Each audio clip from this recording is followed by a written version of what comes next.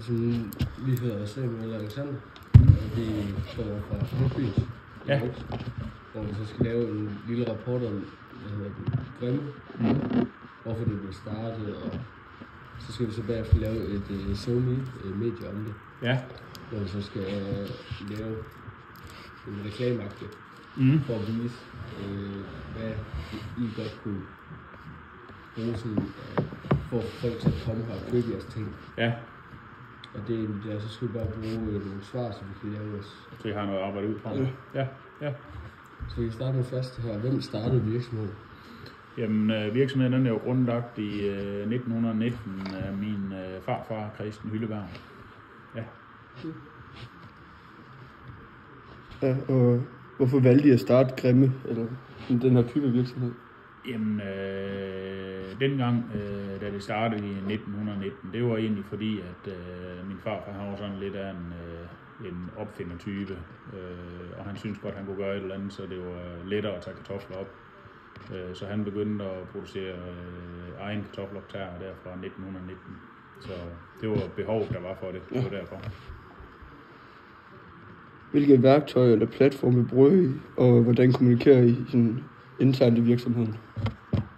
Jamen altså internt i virksomheden, der har vi jo selvfølgelig, vi har mail, og vi har sms'er og sådan noget der, men derudover så har vi jo et intranet, vi bruger også til at kommunikere internt til vores medarbejdere. Hvordan sikrer I, at alle medarbejdere er informeret om vigtige beslutninger eller ændringer? Lidt afhængig af, hvad det er for noget, så har vi jo internettet, hvor vi slår op på, hvis der sker et eller andet sådan her og nu. Og ellers så holder vi 4 årlige kvartalsmøder, hvor vi informerer vores medarbejdere om, hvad der sker og hvad der rører sig i firmaet, så de er tæt orienteret om, hvad det er, der foregår. Yes. Er der nogle faste møder af rutiner, som I bruger til kommunikation? Hvordan sikrer I, at medarbejdernes idéer eller feedback bliver hørt? Jamen, det gør vi jo ved igen, at vi har det, man kalder en flad organisation, og det vil sige, at selvom jeg sidder her som direktør i firmaet, så er min dør næsten altid åben, nogen lukker, fordi vi sidder her og snakker, men ellers så er den altid åben, så folk de kan jo komme herop og sige, hvis de har nogle ønsker om nogle forbedringer eller nogle ændringer eller et eller andet, og ellers så siger de til deres daglige ledere, og så ser vi, hvad vi kan gøre for at opfylde deres ønsker. Ja. Hvad er jeres planer i fremtiden for virksomheden? Jamen, planer i fremtiden, det er jo, at vi vil jo gerne have virksomheden bliver ved at være her i mange år, og nu har vi været her i 105 år efterhånden, så det vil vi gerne putte 105 år mere på. Det bliver så ikke med os ved roret, men vi vil jo gerne sørge for, at der er en virksomhed i byen, som kan beskæftige nogle medarbejdere. Ja. Hvad er det for en målgruppe, I går efter? Målgruppen på vores maskiner, det er professionelle brugere. Det er landbrug, som arbejder med rodefrugter i alle afskygninger. Det vil altså kartofler primært, men også roer og gulerød og løg og den slags kål. Ja. Så den slags, som er i høj kurs for øjeblikket, det er den slags kunder, vi henvender os til. Ja.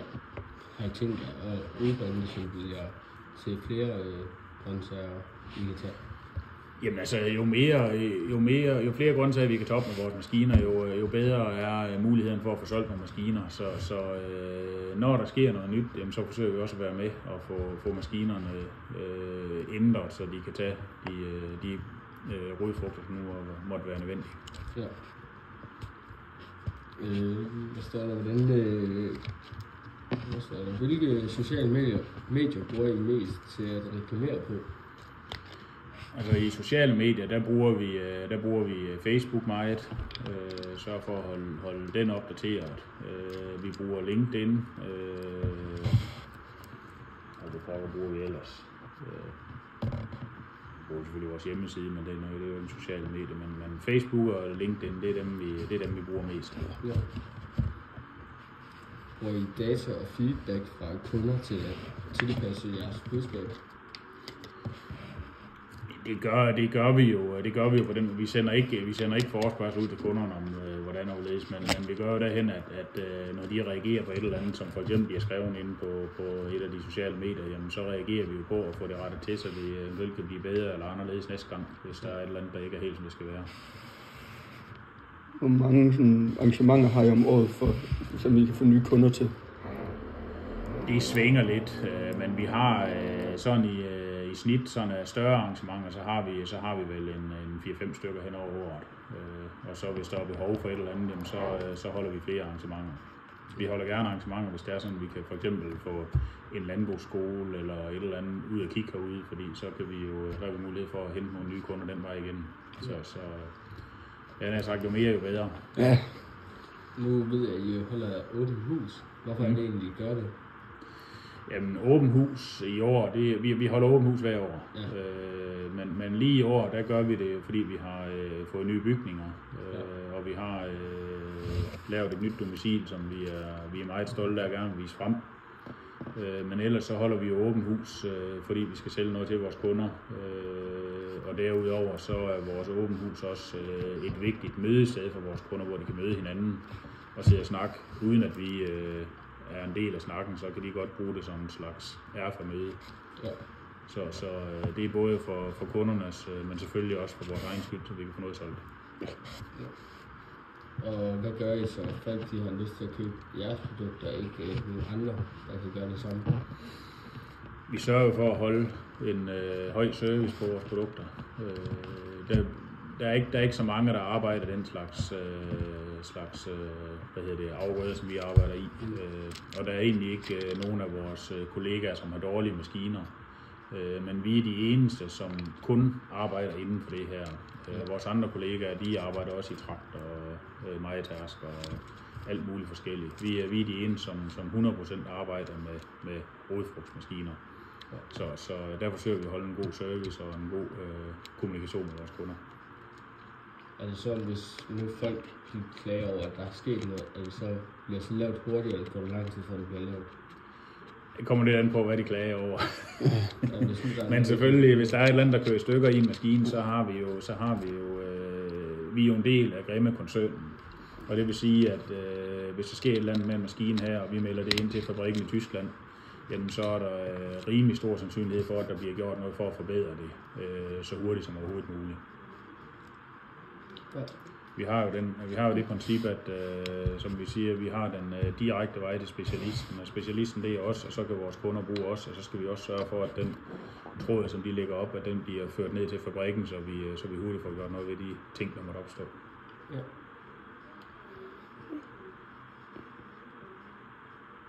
Hvilke nogle ting gør I, for at der kommer flere og vil købe fra jer igen? For eksempel rabatter.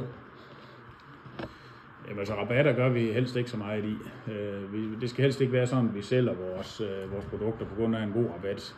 Vi skal gerne sælge vores produkter på grund af, at der er en god service og en god opbakning bagved. Og det der med at give rabatter, det er sådan en lidt en forkert måde at hente sine kunder på. Fordi hvis den ene nabo han får rabat, og den anden ikke gør, så er de med det samme, så kan de jo ikke forstå, hvorfor at vi ikke behandler dem ens. Så vi forsøger at sige, at rabat det er ikke noget, man får her ved os, men man får til gengæld en god service og en god opfølgning på produkterne efterfølgende. Ja. Hvad synes du er den vigtigste ting at vide, når man laver et opslag til jeres målgruppe?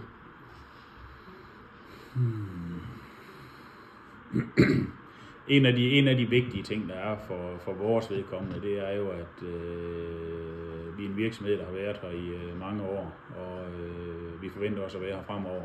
Så hvis vi laver en aftale med en af vores kunder, så er det ikke sådan, at vi løber for den i morgen, og lige pludselig skifter ejer eller gør et eller andet.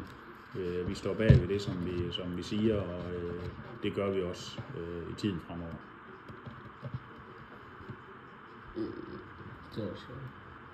Har I noget, I gerne vil tilføje, eller nogle budskaber, I synes, vi skal fokusere på i vores arbejde?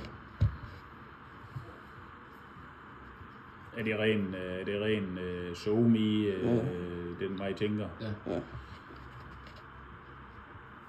Altså noget af det, som man skal fokusere på, når man laver sådan noget, det er jo, at der er forskellige, der er jo ingen virksomheder, der er ens her i verden, og virksomhederne, de gør det på forskellige måder.